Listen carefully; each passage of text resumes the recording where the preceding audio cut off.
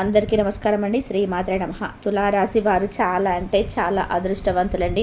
నక్క తోక తొక్కినట్లే అని చెప్పి ఎందుకు చెప్పవలసి వచ్చింది. వీళ్ళు వినబోతున్న 3 శుభవార్తలు ఏంటి? 15, 16, 17 తారీఖులలో వీళ్ళకి జరగబోయేది ఏంటి?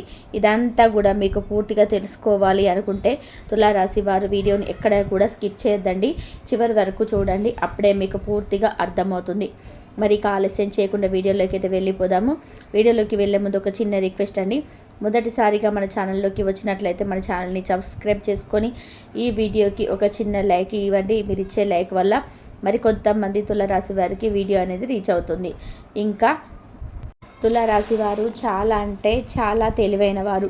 వీరు చూడడానికి చాలా మంచి రూపాన్ని కలిగి ఉంటారనమాట.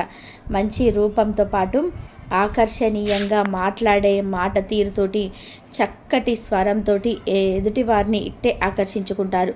అంటే మనం ఉదాహరణగా చెప్పాలి అనుకుంటే ఎక్కువగా తులారాశి వారు అద్దం ముందు ఎక్కువసేపు గడుపుతారనమాట. వీరు రంగులో కానీ రూపులో కానీ ఎంత అందంగా ఉంటారో అందానికి అంటే రంగులకి రూపులకి దిద్దడానికి ఎక్కువ సమయం కేటాయిస్తారని చెప్పుకోవచ్చు. అయ్యో, అందానికి ఇంత విలువిస్తున్నారు కదా, వీళ్ళేదో పెద్ద తిక్కలోళ్ళని చెప్పి నిజంగా పప్పులో కాలేసినట్టే. ఎందుకంటే తులారాశి వారు దేనికదే సపరేట్గా టైంను కేటాయించుకుంటారనమాట. చాలా తెలివైన వారండి. కాకపోతే కొంచెం చుట్టుపక్కల ఉన్న వారి వల్ల కొన్ని నష్టాలనైతే అంతకుముందు చూశారు కదా గతంలో. ఇప్పుడు భవిష్యత్తులో కూడా కొన్ని నష్టాలు అనేవి వీరికి రాబోతున్నాయి అన్నమాట. కాబట్టి ఆ నష్టాలు రాకుండా ముందుగానే కొన్ని జాగ్రత్తలు తీసుకోవడం వలన తులారాశి వారికి అటువంటి ఇబ్బందులన్నీ కూడా తొలగిపోతాయి అన్నమాట. తులారాశి వారు ఎప్పుడైనా కానీ చుట్టుపక్కల ఉన్న వారితో చాలా జాగ్రత్తగా ఉండండి. చుట్టుపక్కల ఉన్నవారు మీ పనులనేటివి ముందుకు వెళ్ళిపోతున్నారేమోనని, వాళ్ళ పనులు ముందుగానే గడుపుకుంటున్నారని చెప్పేసి మీ పనులు కాకుండా ఎక్కడికక్కడ అడ్డుపుల్లలు అనేటివి వేస్తూ ఉంటారనమాట. కాబట్టి చుట్టుపక్కల ఉన్న వారితో చాలా జాగ్రత్తగా ఉండాలి. చాలా అంటే చాలా జాగ్రత్తగా ఉండాలి అన్న విషయాన్ని గుర్తుపెట్టుకోండి. ఇక తులారాశి వారికి ఇప్పటి నుంచి మంచి రోజులు రాబోతున్నాయని చెప్పుకోవచ్చు అనమాట. మీరు చేసే పనులు కూడా పక్కన పెట్టేసి మీ చుట్టూ ఉన్న వారికి కాస్తంత హెల్ప్ చేస్తూ ఉండడం అనేది కొంచెం విశేషంగా చెప్పుకోవచ్చు. ఎందుకు విశేషం అంటే, మీ పనులు ఎప్పుడైనా కానీ తెలివిగల వాళ్ళ లక్షణం ఏంటి అంటే గనక మనది మనం చూసుకోవాలన్నమాట.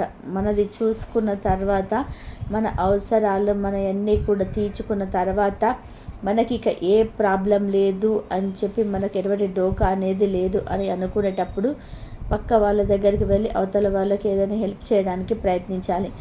తులారాశి వారి దగ్గర ఉన్న మంచి మనసు వల్ల వీరి వల్ల పనులన్నీ కూడా పక్కన పెట్టేసి చుట్టూ ఉన్న వారికి హెల్ప్ చేయడానికి ముందుకు వెళ్తూ ఉంటారు. అది ఒక్కటి సరి చేసుకుంటే మీకు ఎటువంటి ప్రాబ్లమ్స్ అనేటివి రాకుండా ఉంటాయి. ఇంకా జనంతో ఒక టాపిక్ మాట్లాడేటప్పుడు ఏదైనా కానీ ఒక సలహా మీ ద్వారా ఎదుటివారు ఆశిస్తున్నప్పుడు, మిమ్మల్ని ఏదైనా ఒక సలహా ఇవ్వమని అడిగినప్పుడు, మిమ్మల్ని ఏదైనా ఒక విషయంలో సంప్రదింపులు చేసినప్పుడు, మీరు ఒక టాపిక్ గురించి ఎక్కువగా మాట్లాడేటప్పుడు చాలా జాగ్రత్తగా ఉండండి.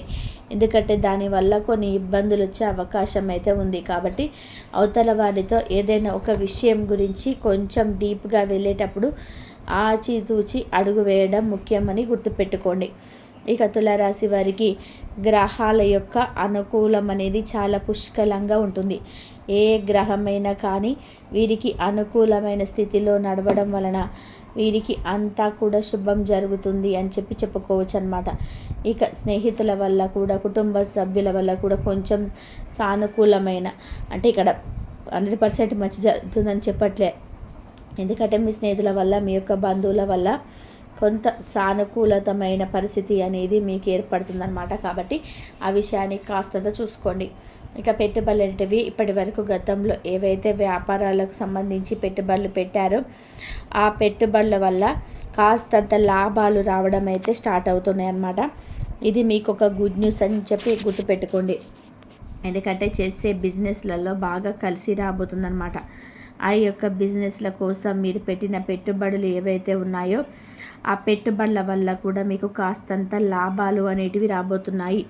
ఇది ఒక గుడ్ న్యూస్గా పరిగణింపబడింది ఇప్పుడు తులారాశి వారికి. ఇక ఆరోగ్య స్థితికి కూడా మీకు మెరుగుపడనుందన్నమాట.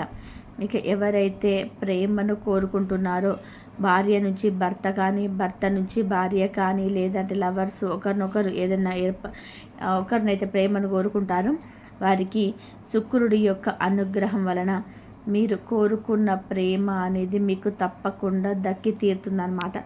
ఎవరైతే ప్రేమ వివాహం అనేది చేసుకోవాలని చెప్పేసి ఎదురు చూస్తున్నారో ఆ ప్రేమ వివాహం అనేది కూడా పెద్దల సంప్రదింపుల వల్ల ఖచ్చితంగా జరిగి తీరుతుంది. దాని గురించి కూడా ఎటువంటి దిగులు పడాల్సిన అవసరం లేదనమాట. ఇంకా డబ్బుకు సంబంధించిన ప్రతి ప్రాబ్లం కూడా మీకు క్లియర్ అవ్వబోతుంది. గతంలో మీరు డబ్బు లేక కొన్ని ఇబ్బందులను చూశారు, కొన్ని రకాలైన అవమానాలను పడ్డారు, కొన్ని ఆశలను చంపుకున్నారు. కానీ గతంతో పోల్చుకుంటే ఇప్పుడు ప్రస్తుతం ఉన్న సమయంలో మీ యొక్క వృత్తి, ఉద్యోగ, వ్యాపారాల పట్ల మీకు లాభాలు అనేవి రాబోతున్నాయి. కాబట్టి మీ కష్టం అనేది ఫలించబోతుంది. కాబట్టి డబ్బుకి ఈ గతంతో పోల్చుకుంటే దిగులు ఉండదని చెప్పేసి జాగ్రత్తగా గుర్తుపెట్టుకోండి. కాకపోతే డబ్బు ఉందా కదా అని చెప్పి ఖర్చులు ఎక్కువ చేయవద్దు. డబ్బు పట్ల నిర్లక్ష్యం అనేది అస్సలు పనికిరాదు అని గుర్తుపెట్టుకోండి. ఎందుకంటే లక్ష్మీదేవి చంచలమైన మనసు కల వ్యక్తి. ఎవరైతే డబ్బుని నిర్లక్ష్యం చేస్తారో, వృధాగా ఖర్చు పెడతారో, అనవసరంగా ఎవరైతే పాడు చేస్తుంటారో వారి దగ్గర లక్ష్మీదేవి నిలబడదు. కాబట్టి ఆచితూచి డబ్బునైతే ఖర్చు పెట్టే ప్రయత్నాన్ని అయితే చేయండి. ఇక విద్యార్థుల విషయానికి వస్తే విద్యార్థులకు మంచి మంచి అవకాశాలు అనేటివి రాబోతున్నాయి అన్నమాట. ఇప్పటి వరకు ఎగ్జామ్స్ అని చెప్పి, కాంపిటీషన్ అని చెప్పి, ఇంకా రకరకాలైన వాటి కోర్సులు తీసుకోవాలి అని చెప్పేసి గందరగోళమైన స్థితికి, మనస్తాపానికి గురి అయిన విద్యార్థులు కూడా వీరికి ఇప్పుడు ఒక పీస్ఫుల్ మైండ్ అనేది రాబోతుందన్నమాట. కొంచెం ఓవర్ థింకింగ్ అనేది తగ్గించుకుంటారు. ఇక వీరి యొక్క పైనవుల పట్ల కొంచెం జాగ్రత్తను వహించి నిర్ణయాలు తీసుకుంటారు. కాబట్టి విద్యార్థులకి గతంతో పోల్చుకుంటే చాలా బాగుంది. ఇక మీరు వినబోతున్న రెండో శుభవార్త కూడా విద్యార్థులకు సంబంధించింది. ఏంటంటే కనుక ఎవరైతే ఇప్పటి వరకు ఎగ్జామ్స్ రాసి రిజల్ట్ కోసం ఎదురు చూస్తున్నారో ఆల్రెడీ కొంతమందికి గుడ్ న్యూస్ అయితే తెలిసిపోయింది. ఇక ఎవరైతే కొంతమంది ఎదురు చూస్తూ ఉన్నారో వారికి కూడా త్వరలో గుడ్ న్యూస్ అయితే వినబోతున్నారు. తులారాశి వారు ఊహించిన దానికంటే కూడా ఎక్కువ మార్పులు అనేటివి రాబోతున్నాయి అన్నమాట. మార్పులు అనేటివి విద్యార్థులకు ఒక మంచి టైం, అనుకూలమైన సమయం అనేది గడుస్తుందన్నమాట. ఇక ముఖ్యంగా అతి జాగ్రత్త అనే వాడకం ఎందుకు ఈ మాట వాడాల్సి వచ్చింది అంటే కనుక కొన్ని పనులు జాగ్రత్తగా మాత్రమే చేయాలి. కొన్ని ఎట్లా పడతారో చేయవద్దు. కొన్ని అంటే ఏంటంటే ఆలోచించుకొని 1-10 సార్లు జాగ్రత్త తీసుకొని చేసుకోవాల్సి ఉంటుంది. అలా మీరు జాగ్రత్తగా చేసుకోవాల్సిన పనులు కూడా నేను ఇక్కడ చెప్తాను. కొంచెం మీకు శత్రువులు అనేవారు 3 కూడా ఉన్నారు. ఆ 3 కూడా శత్రువుల గురించి కూడా చెప్తాను.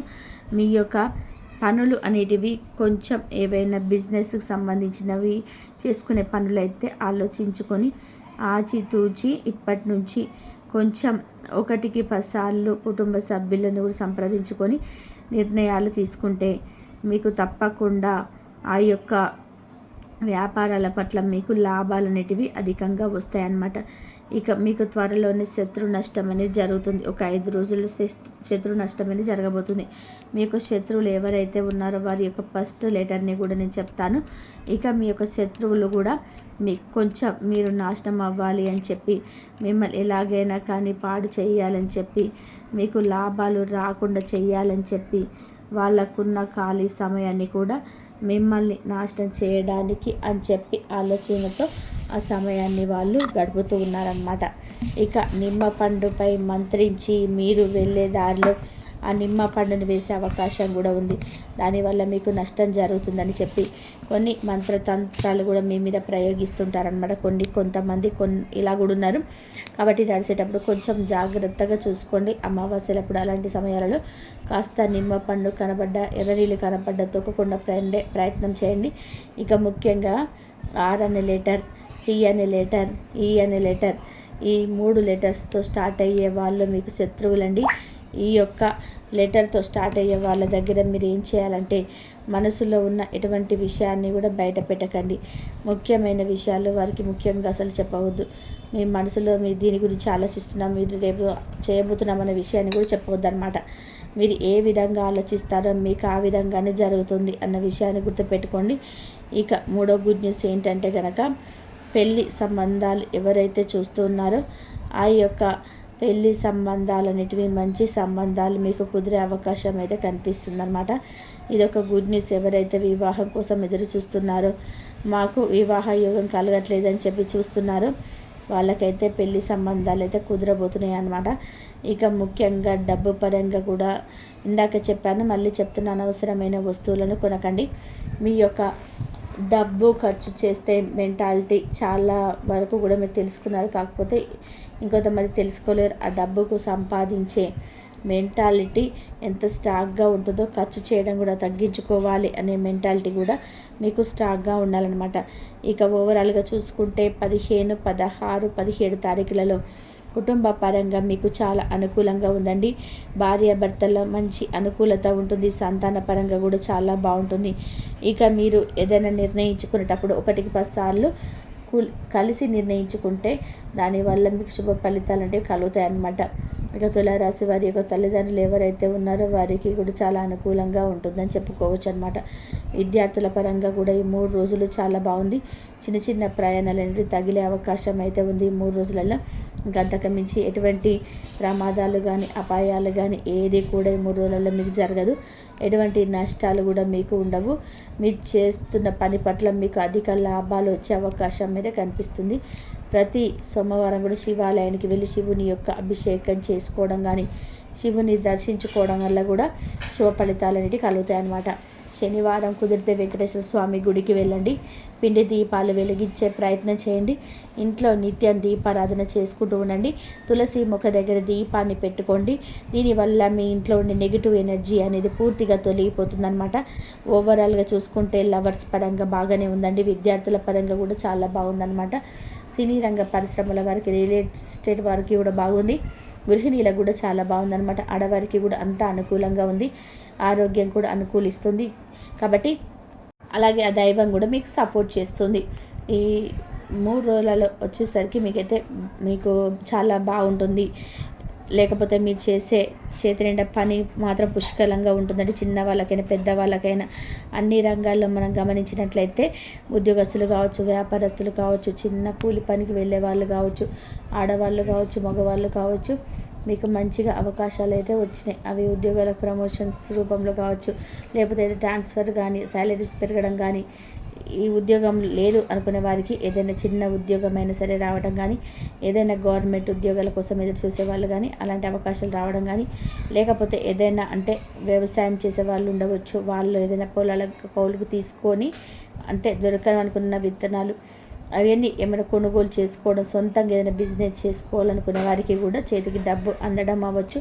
ఇలా ప్రతిదీ కూడా మీకు చక్కగా గురుబలం వల్ల మీకు అవకాశాలు అనేటివి వచ్చాయి. కాబట్టి మీరు చక్కగా కష్టపడండి. ప్రతిఫలం అనేది మీరు కష్టించిన దానికన్నా కూడా రెట్టింపు ప్రతిఫలం అనేది ఆ భగవంతుడు మీకు ఇవ్వడానికి సిద్ధంగా ఉన్నాడనమాట. అలాగే ప్రత్యేకంగా ఈ 3 రోజులు వచ్చేటప్పటికి మీకు బ్రహ్మాండంగా ఉంటుంది. చేతి నిండా పని ఉంటుంది. పనికి తగినటువంటి ఇంకా రెట్టింపు ఫలితం అనేది మీరు చూసి మీరు చాలా సంతోషపడడం అనేది జరిగింది. డబ్బులు అనేటివి మీకు ఎప్పుడు కూడా ఉంటాయండి. గతంతో పోల్చుకున్నట్లయితే మీకు చాలా వరకు కూడా ఆర్థిక సమస్యలన్నీ కూడా అప్పుల సమస్యలన్నీ కూడా తీరిపోతాయి. ఇంతవరకు చూసినందుకు ధన్యవాదాలు.